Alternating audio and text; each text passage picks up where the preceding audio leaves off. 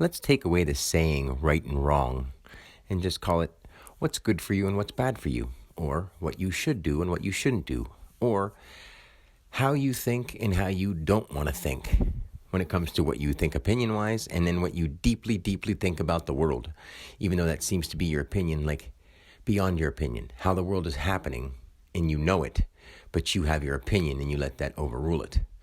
So when there's people out there saying they know right from wrong, I can't see that because they're out there doing the wrong stuff. They're working for money.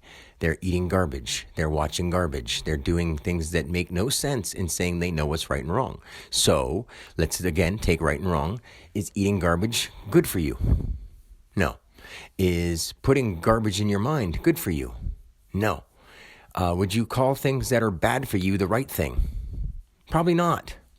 So if something's bad for you, is it the right thing or is it the wrong thing? I would say it's the wrong thing, but people are like, there's no right and wrong. I'm allowed to do harmful things to myself. Okay, well, if you do harmful things to yourself, where does your self end? If you don't take care of yourself, you have no interest in someone else's health over yours. You may say, oh, I care more about my children's health than my own, and then give them a bag of chips or give them some hamburgers with French fries. Oh, I'm just trying to give them a treat.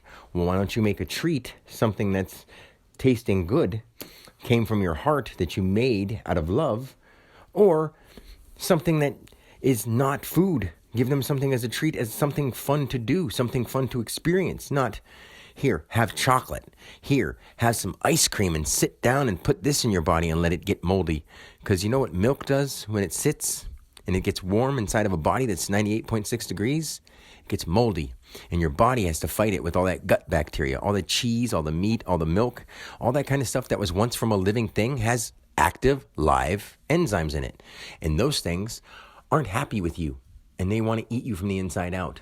There's other things that come from fermented vegetables and fruits that aren't mad. They're not animalistic. Even the tiny little things you don't see, they're not animalistic. They come from fruits and juices and vegetables. But if you start messing with their DNA and giving them chemicals on top of them, that messes up their DNA too. And if you know that's true, then you should grow your own and not buy anything from a store. So therefore, if someone says, hey, the store's putting poison on your vegetables and fruits, and you go, I know that, but I just, it makes it easier than growing it myself. And I don't have time to grow it myself because I got to pay these bills. And you know that both steps right there, paying somebody some bills because you're too busy to take care of yourself, is sort of a weird thing. But then, oh, wait, you work so much, you do get a day off here and there to go to the doctor. And what does the doctor do? He gives you prescription drugs that aren't natural. They're chemicals. And they expect you to just listen to what they say because they got that title of doctor and they went and they passed their tests. And they got their little placard that says, hey, I'm a Dr. MD. And I know everything because I read it in these books.